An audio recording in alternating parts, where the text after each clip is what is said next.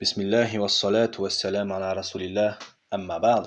Donc continuons insha'Allah ta'ala notre série des purifications du cœur, de la purification du cœur. Et aujourd'hui nous allons voir le livre des règles de convenance pour aborder le Coran, munificent et l'évocation de ses mérites. Étant donné que nous sommes dans le mois de Ramadan et qu'il est important de lire le Coran al-Karim, nous allons voir les règles de convenance pour aborder le Coran. Donc, les règles de convenance relatives au Coran. La plus grande vertu du Coran, c'est qu'il est la parole d'Allah subhanahu wa ta'ala. Et Allah azza wa jal l'a loué dans de nombreux versets, comme dans ses paroles divines, dans la traduction des sens du verset. C'est un livre que nous avons révélé, un livre béni. Ou dans un autre verset, oui, ce Coran conduit dans une voie droite. Mais aussi, un autre verset, l'erreur ne s'y glisse pas de nulle part.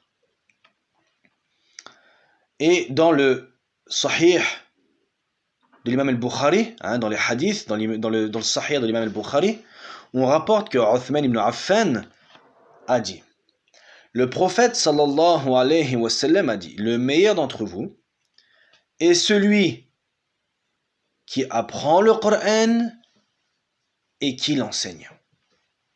De même, Anas radiyallahu an rapporte que l'envoyé d'Allah sallallahu alayhi wa sallam a dit, Allah azza wa jal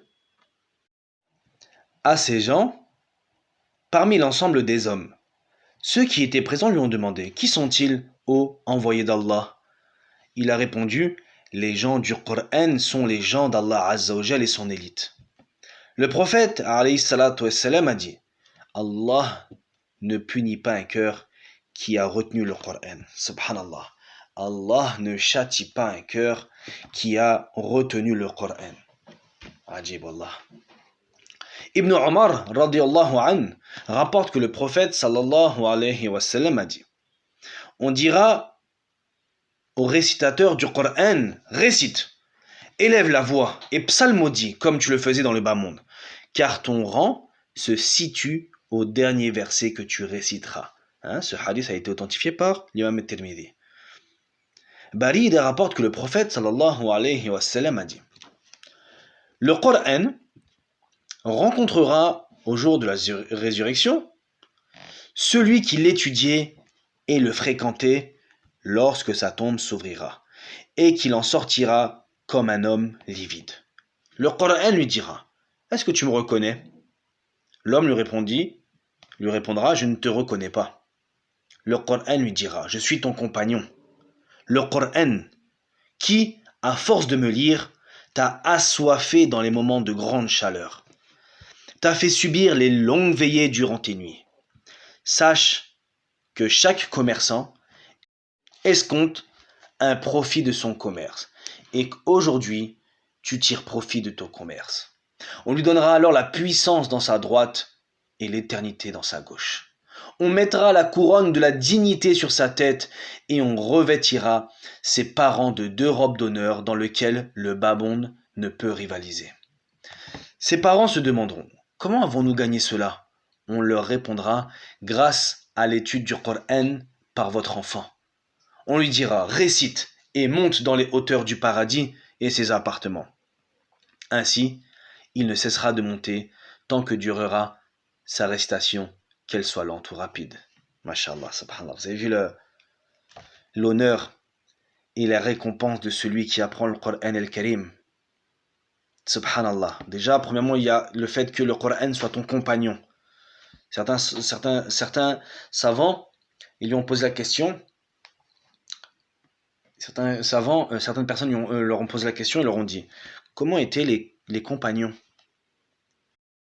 Quelle était leur façon de faire avec le Coran al-Karim? Qu'est-ce qu'ont répondu certains savants? Leur façon de faire avec le Coran est la même que vous avec vos smartphones. Subhanallah. Les Sahaba, ils avaient le Coran et ils récitaient tout le temps le Coran al-Karim. Et c'est pour ça que ça en devient carrément ton compagnon. Subhanallah.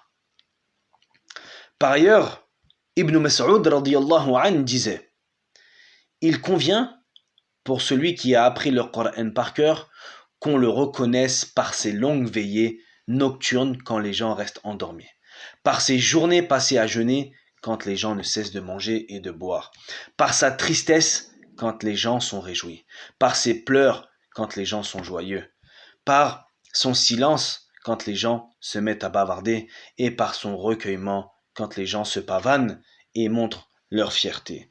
Subhanallah. Parce que celui qui apprend le Coran, c'est une lumière qu'il a.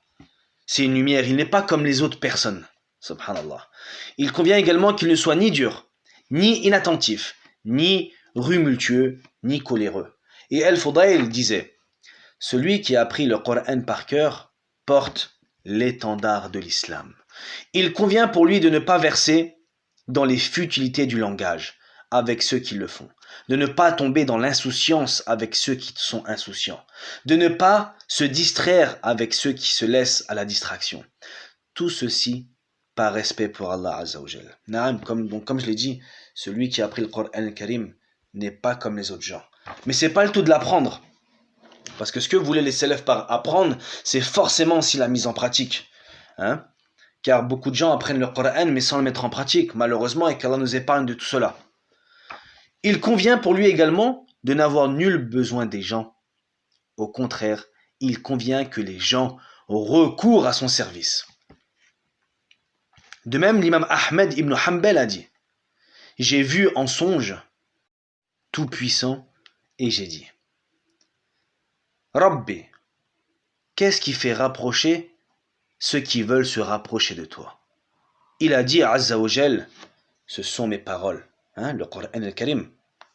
Ô Ahmed, j'ai dit Seigneur, qu'elles soient comprises ou non comprises. Il a dit qu'elles soient comprises ou non comprises. Subhanallah.